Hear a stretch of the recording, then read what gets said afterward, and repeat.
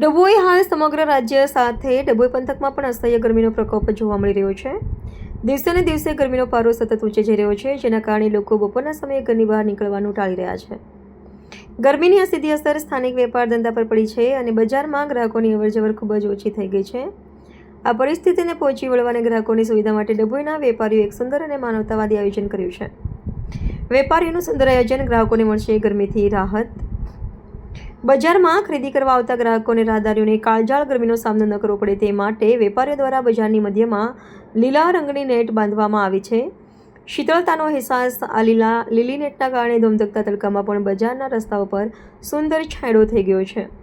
આરામથી ખરીદી ગ્રાહકો હવે તડકાની ચિંતા વગર દુકાનો પાસે ઊભા રહીને શાંતિથી ખરીદી કરી શકે છે. મુસાફરોને રાહત. બજારમાંથી પસાર થતા રાહદારીઓ અને મુસાફરો માટે પણ આ નેટ આશીર્વાદ સાબિત થઈ રહી છે, કારણ કે તેઓ પણ ગરમીથી બચવા થોડીવારમાં છાંયડામાં વિસામો લઈ શકે છે.